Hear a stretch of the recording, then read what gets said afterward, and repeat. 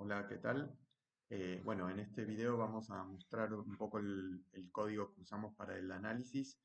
El objetivo de esta aplicación era evaluar el efecto causal de la intervención que denominamos cobertura universal de salud, que era una estrategia que explicamos en el video sobre el contexto de la aplicación.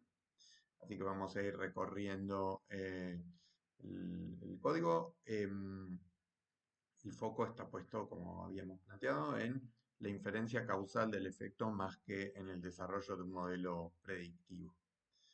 En esta primera parte tenemos todo lo que es la carga de datos de las cuatro versiones de la encuesta nacional de factores de riesgo y después la recodificación de variables para poder tener términos uniformes. Así que acá está todo lo que es la carga y la recodificación. em, es quizás algo no tan interesante, pero con eso terminamos armando la base de datos madre que es la que usamos. Hacemos una inspección general donde vemos que terminamos teniendo 14.000 observaciones, que después como es un diseño de encuesta, que es lo que vamos a declarar a continuación, en realidad representan una población mucho más grande. Tenemos columnas 12, algunas variables están puestas como numéricas, otras son factores. Prácticamente no hay datos faltantes en ninguna de las variables, muy poquito en la variable de ingreso, que es una de las categorías que se mide en la encuesta nacional de factores de riesgo. Todas las demás tienen datos completos. Ahora, a continuación, después vamos a ver una tabla con la distribución de estos valores. Lo siguiente que hacemos después de cargar los datos es declarar que esta base viene de una encuesta de diseño de muestreo complejo con el comando Survey Design, y el elemento que vamos a trabajar después, sobre todo para armar modelos, necesita tener esto en cuenta. Vemos acá un listado de todas las provincias que forman parte de la encuesta nacional de factores de riesgo y cuál es la proporción global decimos a lo largo de todas las rachas, de todas las olas de la encuesta, que oscila más o menos entre un 44,9% para Chubut, que es el distrito con tratamientos más bajos de diabetes, y 66,8% en la ciudad de Buenos Aires. Esto igual es global. Después exploramos un poco cómo se distribuye la variable edad, que es la única variable realmente cuantitativa. Eh, una distribución bastante normal. Eh, y después vemos acá también globalmente cuáles son las proporciones de algunas variables importantes que después vamos a tener consideradas en el modelo. A grandes rasgos, el 66%, o sea, 2/3 de todos los individuos, estaba bajo alguna de las provincias que iniciaron la estrategia de la cobertura universal.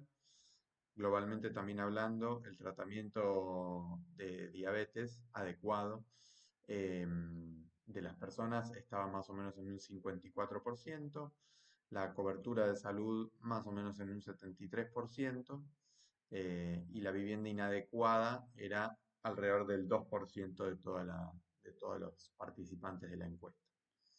Acá también vemos globalmente que eh, agrupando todas las encuestas juntas no había gran diferencia entre el tratamiento obtenido, logrado, alcanzado, la cobertura de diabetes en las provincias que tenían cobertura universal y las que no, pero ahora vamos a ver eso con un modelo de diferencias en diferencias. Finalmente, antes de pasar a la parte de los modelos, con este código armamos la tabla 1, que es lo que nosotros en los estudios habituales vemos si vamos a comparar una exposición o una política incluso. Entonces queremos ver cómo se distribuyen las variables de interés antes de analizar el efecto propiamente de la intervención. Y vemos que en cuanto a cobertura de alguna prepaga u obra social, en ambos grupos estaba bastante comparable. También lo mismo podemos decir de la media de la edad, de la distribución de la edad en los distintos grupos, eh, del nivel educativo alcanzado como secundaria o más también muy parejo, lo mismo el género, el tratamiento de diabetes, como habíamos dicho, a nivel resultado, que vamos a explorar después, y la vivienda inadecuada muy parecida también. Bien, lo último antes de pasar a la parte de los modelos es visualizar cuáles son las proporciones año por año de la encuesta de tratamiento completo en base a los dos grupos. Y este es el gráfico quizás más importante a destacar, donde podemos ver que a lo largo de las 4 oleadas de la encuesta, eh, sobre todo en las dos primeras, había una superposición entre los dos grupos en relación a la cobertura de tratamiento alcanzado de diabetes, la prevalencia de tratamiento, para no decir cobertura, que cobertura es cobertura de prepaga o de obra social. Vemos después que sí se despegan para 2013, que igual es antes de la estrategia que estamos analizando. En el 2015 arranca la estrategia y nosotros tenemos el dato del post, que es lo que nos interesa para el modelo de diferencias en diferencias también, corresponde al 2018. Esto obviamente son datos marginales, así que pasado esto vamos a evaluar efectivamente el efecto de la intervención con un modelo. Entonces acá viene la parte de modelo, usamos, en vez de usar el comando glm, dado que es un resultado dicotómico, vamos a usar un modelo logístico, pero como decíamos, dado que es un modelo de encuesta, el muestreo, entonces usamos el comando survey glm, que es prácticamente la misma sintaxis, y acá introducimos el término de interacción, que por lo que habíamos explicado para diferencias en diferencias, es el que nos da justamente la medida del efecto de nuestra intervención. Post es una variable indicativa donde uno le asigna un 1 para el periodo este de 2018, que era el post-intervención. Todos los otros periodos tienen un valor de 0 eh, asignado en la base de datos.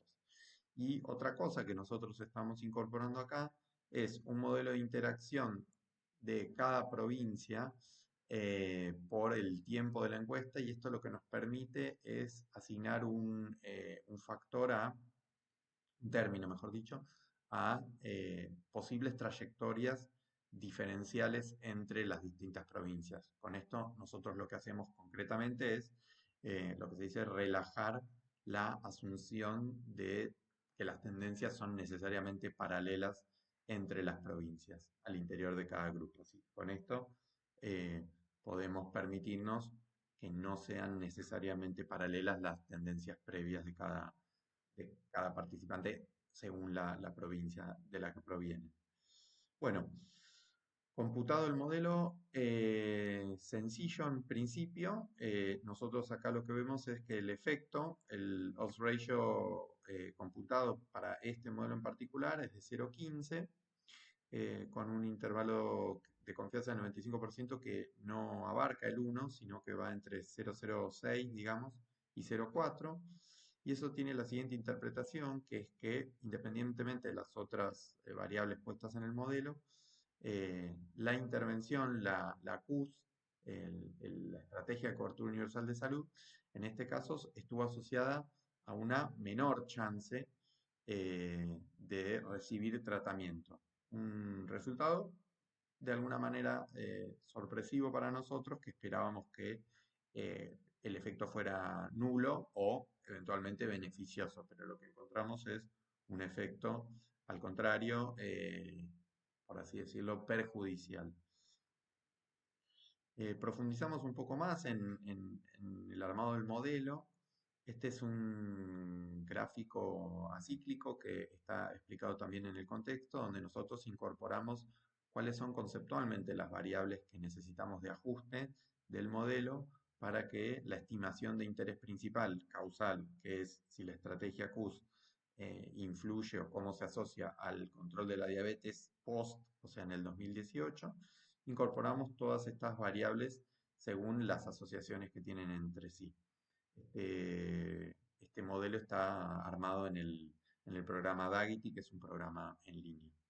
Y con esto habíamos identificado que la cobertura de salud, o sea, si tenía obra social o prepaga, el estrato de ingresos, el nivel educativo y la edad de las personas podían influir sobre las estimaciones que nosotros pudiéramos hacer. Entonces armamos un segundo modelo donde al primero le agregamos todas estas variables y con esto obtenemos nuevamente los coeficientes que están acá. Lo primero a mirar es que prácticamente no se modificó el efecto de la estimación que estábamos tratando de hacer, que es el efecto independiente de, ahora sí, todas estas otras variables que incorporamos. Em, los efectos de estas variables de cada uno de estos son bastante marginales, si se quiere, incluso algunos ni siquiera significativos, por ejemplo el de educación o el de la cobertura de salud también, eh, sin significancia estadística.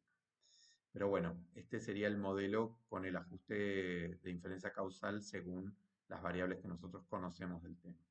Y finalmente, para ver si agregando una variable más, que fuera la variable vivienda inadecuada, se podía llegar a estar captando quizás algo más de lo que es necesidades básicas insatisfechas, que no estuviera siendo visto ya de por sí en la variable de ingreso de educación que habíamos introducido antes en el modelo.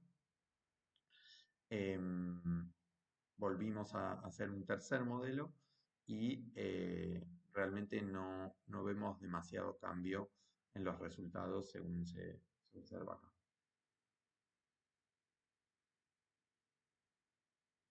Después, para hacer una comparación de modelos más allá de los coeficientes obtenidos, calculamos estos modelos de performance, sobre todo los criterios de información, el A I C y el B I C, y también vemos el parámetro de deviance, que vemos que el principal salto, la reducción, lo cual habla de una mejora de los modelos, se da entre el modelo 1 y el modelo 2, que fue el segundo que hicimos con todas las variables importantes incorporadas. La verdad es que agregando vivienda del modelo 2 al modelo 3 no vemos una modificación prácticamente en nada de estos criterios. Y también como otra medida de la posibilidad de explicación del modelo en relación al resultado, calculamos este parámetro que es el pseudo R cuadrado. No es exactamente el R cuadrado de regresión lineal, pero es un pseudo R cuadrado que nos permite también comparar un 3% para el modelo 1 que no tenía las variables con un 20% después, lo cual habla de que el modelo explica mejor, el segundo modelo explica mejor que el primero los resultados. Y por último, un área que encontró más limitaciones para llevarla a la práctica en nuestra parte, que es el diagnóstico de regresión en este contexto de encuestas complejas, donde evaluamos residuales y un patrón de observaciones o patrones de covariables con un leverage más alto.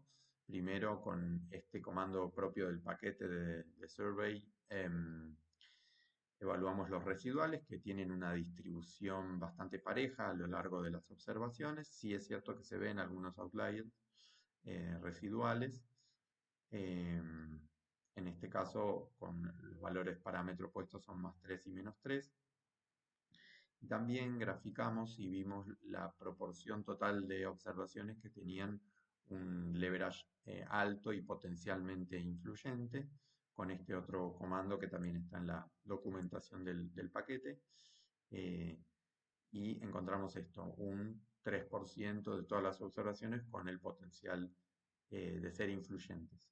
Lo único que teníamos pendiente, que no pudimos resolver, fue cómo armar otro modelo, que es lo que correspondería, armar un modelo eliminando esas observaciones para compararlo. En caso de que eliminando las observaciones potencialmente influyentes viéramos que las estimaciones de efecto fueran muy diferentes a las que nosotros obtuvimos, habría que volver al modelo y quizás probar otro tipo de modelado, transformando variables o intentando agregar alguna otra nueva que no hayamos pensado. Así que bueno, con todo esto en consideración, nuestras conclusiones, la primera fue que eh, la estrategia de esta cobertura universal evidentemente demostró de alguna manera ser perjudicial para el logro de eh, de tratamientos de diabetes más completos.